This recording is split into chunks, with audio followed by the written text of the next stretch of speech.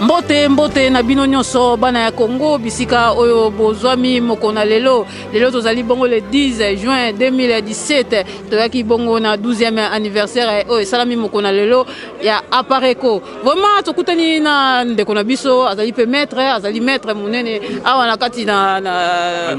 Allemagne we alingi alobela nanu d'abord makambo ya le 22 mais tokobana nanu kotuna situation oyo leki pour la conférence ya mokona lelo mbote maître ko pesa baye bazali ko ndabiso kombo na ngai ya solo Peter Ochudi mais babenga nga maître Ochudi tant que maître ya masolo bitumba na sala sport wana kombo na ngo taekwondo eza lokola karaté pembe ceinture noire. Ok, vraiment, tous les maîtres, moi, mon nez, les bossons, la biso, vraiment, oh, bah, résistant, tous appels à maître, la biso. Maître, moi, qu'on a l'élo, conférence, il y a mon qu'on a l'élo, il y a 12 ans anniversaire, il y a Pareko, au Kolobani, il y a peuple congolais. Réunion, les cas qui bien, et l'équipe Malamu, réunion, l'équipe Dokito, Makasi. Organisation qui bien, sécurité, calme, donc ma sur l'équipe bien apparaît qu'on peut salir le mot est bien les lots, à salir peine le moko oyo ba réunion non c'est salama mais oyo peine fait bato qui belé, et là que c'est fait singa bato qui belé sécurité makasi donc ils allaient qui penza si le pe simbi, donc réunion le lot peine simbi penza et simbi penza. Ok, merci mingi maître. Tout le monde qui va mettre belé, va mettre Moussous Babima qui était bakosuki sa musique ya le vende oyo ba que musique ya fallait ko beta ya héritier ko beta ba lobaki ba misa ki mettre na bango alors ba bossa na kete biso pe côté na biso to na mettre na biso okolobani ni pona bango bon pendant les vende penza vie fallait pour pa mo kayebi na sala ki vidéo moko eza na ba internet na ba Facebook côté na ngamo pe mettre chou des ali vie les vende concert eza na ngoti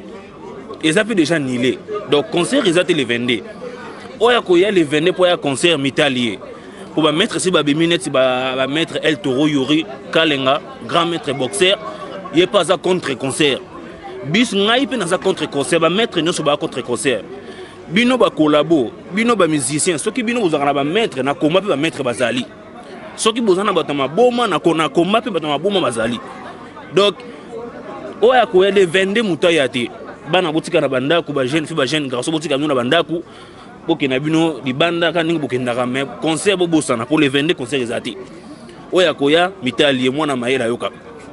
Ok, balobi mwana maela yoka ka oya koya etali bomoni ba mettre bazali belé tozana bango awa balobi ete concert ya fali na héritier ezali te mikolo wana maître lilobasu kolobani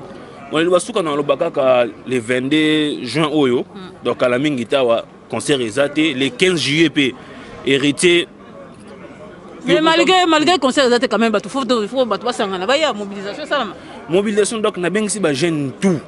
ba jeune nyonso botika no makambo so musique to boyete musique eza bien musique yango biso mo moto yo kaka neti vie fala so monsieur loko moko eza ya yete mais eza ya auto yebi ya koko to bengi koko o koko na biso mabele lisa yembe loko yo ezo kana partout to so ko pe ya moko mais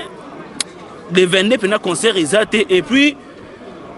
pendant le 15 juillet, vie hérité watana bibosana. Yo pe concert exact robetaka na Olympia parce que bandis ngana zo kamwa yo muto bandi musique siko sonto comme ne